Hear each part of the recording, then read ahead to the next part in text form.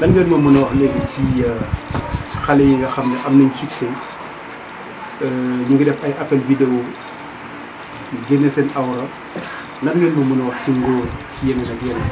mais loolu noonu. lan loolu noonu dafa xew te sax ñoom nañ xaar botu Zimo yi. lan ñun il faut ñu génne parce que dafa xew. nañ xaar botu Zimo yi te ñun benn mooy génne mais kenn du xam bos kii la war bos kii la nañ xaar loolu coow dina am nag coow dina am. oui am surtout dañuy xaar seen vidéo yéen. nan dama ne ngeen xaar suñu vidéo dama ne ngeen xaar suñu vidéo benn mooy génn mais kenn du xam nag bosukal la en tout cas daal yéen dee leen wax seex yi génn nañ seex yi génn nañ en Zimo. non vraiment da nga koy faj man dama laa bëgg. non si xam nga nag lan. waaw da nga am fit te dama dugg am fit. Zimo day génn ndax man damaa ñeme. du ma ragal.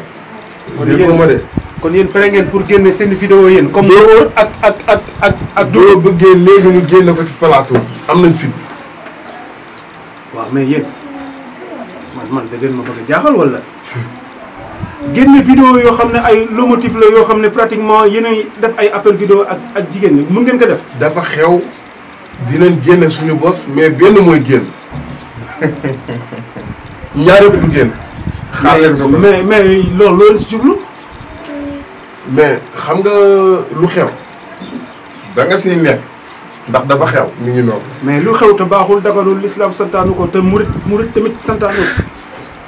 mais xam nga jamono ji ñu nekk gars yi bës dañ koy wuteel ñu ne te côté boobu rek bës la. donc yéen doon bës bi jaral na leen lool.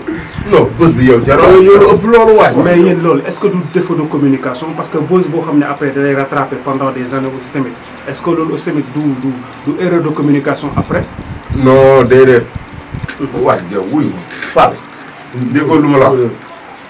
Zimo yi dinañ ko génn. te dinañ ko génn. mais noo leen di xoolee seen waajur yi boo ko génnee. sama yaay moo ko bëgg ak sama papa nañ ko génnee dafa jot. mais bi nga nekkee xale ku la tiim di la sang. waaw ba nga toll nii du génnee yàgg na ko gis. yaa ngi ko gis miin na ko. mais gars yi li ngeen wax ni jaaxal na ma de. mais li nga laaj la rek ñu tontu la ko. donc yéen da ngeen di encourager Ngor ak Doudou ñi nga xam ne seen vidéo génn nañ ci yooyu. nañ génnewaat.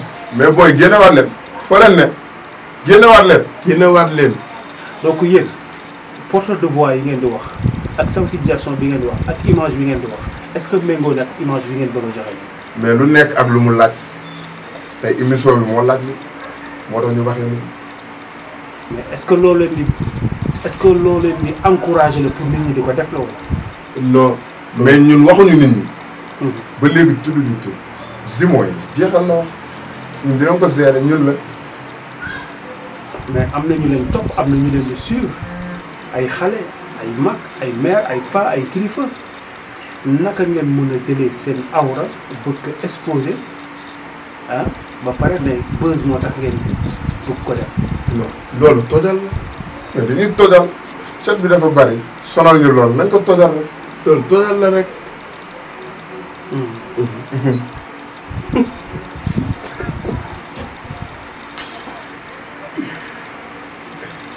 d'accord.